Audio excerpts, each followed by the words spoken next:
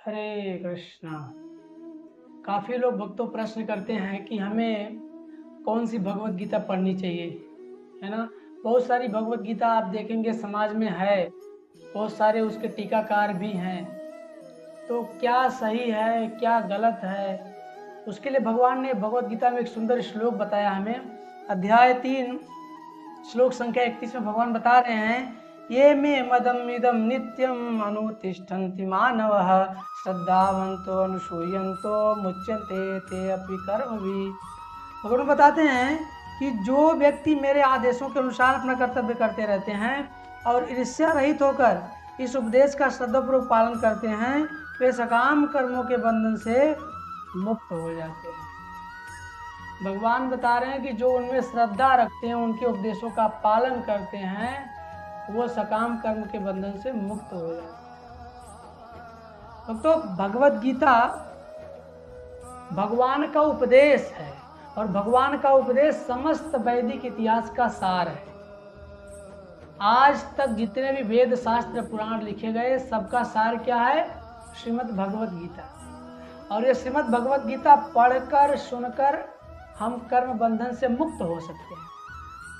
लेकिन आज समाज में एक बुराई है, ऐसे बहुत सारे टीकाकार हैं जो भगवान में श्रद्धा नहीं रखते हैं। कृष्ण कौन है वो जानते भी नहीं हैं, कृष्ण को भगवान के रूप में मानते भी नहीं हैं, लेकिन टीका लिखते हैं, कमेंट्री करते हैं उनके ऊपर। तो इसका लाभ क्या होगा? वो खुद भी ढोंग कर रहे हैं। कृष्ण को जब तक तत्व से जानकर उनके बारे में न लिखा जाए, तब तक संभव नहीं है कृष्ण के बारे में।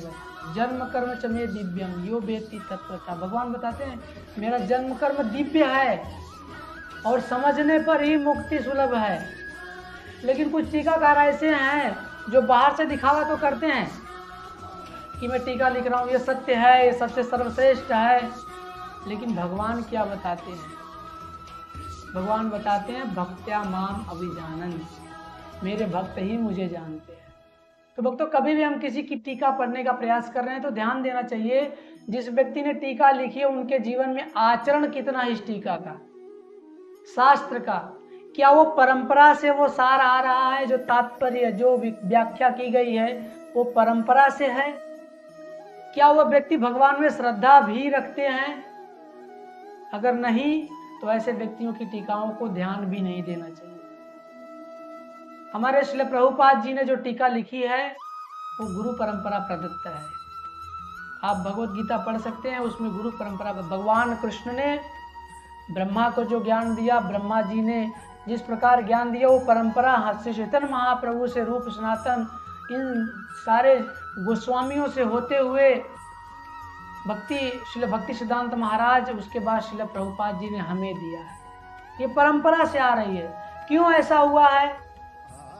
क्योंकि भगवान में श्रद्धा रखने वाले भक्त हैं। जब तक श्रद्धा नहीं रखेंगे, भगवान का ज्ञान हमारे हृदय में नहीं आएगा। दिव्य ज्ञान हृदय प्रकाशित। अब हम गुरु में श्रद्धा रखते हैं तो दिव्य ज्ञान हमारे हृदय में गुरु प्रकाशित करते हैं। और परम गुरु कौन है? भगवान कृष्ण। जब तक भगवान में श्रद्धा नहीं रखेंगे, वो गुह्य ज्ञान हमारे हृदय में आने वाला नहीं। इसलिए ऐसे व्यक्ति की टीकाओं से दूर रहें और भगवान में श्रद्धा रखकर भगवत गीता का श्लोक डेली पाठ करें, जिससे हम अपने कर्म बंधन से मुक्त हो सके। और बाहर से दिखावा करके, भगवान के ऊपर टिप्पणी करके इस जीवन में कोई लाभ मिलने वाला नहीं। ये मात्र ढोंग है, और ढोंग किसी और के लिए नहीं, वो व्यक्ति स्वयं को छल रहा है। इसलिए सावधान रहें ऐसे लोगों से। जो श्रद्धा रखते हैं उनके करीब जाइए। भगवत भक्त ही हमारे कल्याण के मार्ग हैं, दूसरा कोई उपाय नहीं। हरे कृष्ण।